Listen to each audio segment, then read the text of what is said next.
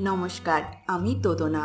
আপনাদের যখনই কিছু মনপসন্দ খাবার খেতে ইচ্ছা করবে, ইউটিউবে গিয়ে লিখুন বাঙালির রান্নাবান্না আর সাবস্ক্রাইব করুন আমার চ্যানেল এবং আমার সমস্ত রান্নার আপডেট সবার আগে পেতে বেল নোটিফিকেশানটা অবশ্যই অন করবেন। আজ আমি খুবই জনপ্রিয় একটা রেসিপি শেয়ার করব, নরম তুলতুলে রসগোল্লা। এটা বানানো খুবই সহজ আর খেতে খুবই সুস্বাদু হয়, সেটা আমরা সবাই জানি।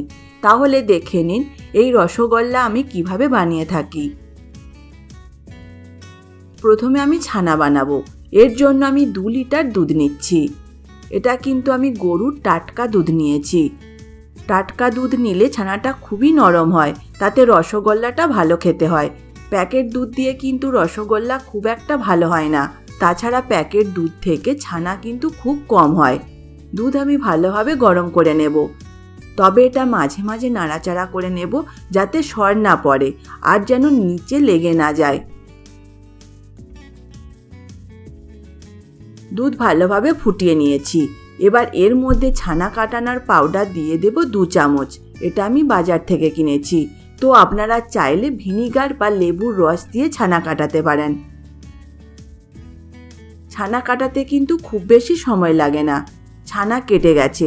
এবার এই ছানা আমি ছাঁকুনি দিয়ে খুব ভালোভাবে ছেঁকে নেব। ছানা আমি খুব ভালোভাবে ছেঁকে নিয়েছি, এতে কিন্তু জল থাকবে না। এবার এর মধ্যে দেব 2 টেবিল চামচ ময়দা। এবার ময়দা আর ছানা খুব ভালোভাবে মাখতে হবে। এটা মাখতে প্রায় 10 মিনিটের মতো সময় লাগে।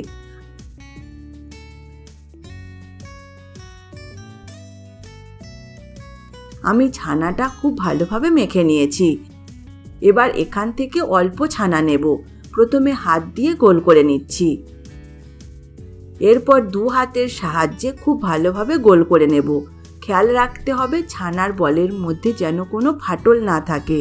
ছানার বল আমি তৈরি করে নিয়েছি। একইভাবে সব কটা ছানার বল আমি গড়ে নেব। সব কটা ছানার বল আমি গড়ে নিয়েছি। এরপর আমি বানাবো চিনির শিরা। আমি এই কাপের মাপ করে চিনি আর জল দুটোই নেব। 1 কাপ চিনি নিলে 4 কাপ জল নিতে হয়। আমি এখানে 3 কাপ চিনি নিচ্ছি। 3 কাপ চিনির জন্য মোট জল নেব 12 কাপ। এর চিনির শিরা কিন্তু গাঢ় হয় না, পাতলা বানাতে হয়। এটা খুব ভালোভাবে ফুটিয়ে নেব। চিনির শিরা আমি ফুটিয়ে নিয়েছি। এবার এর মধ্যে আমি দিয়ে দেব ছানার বলগুলো।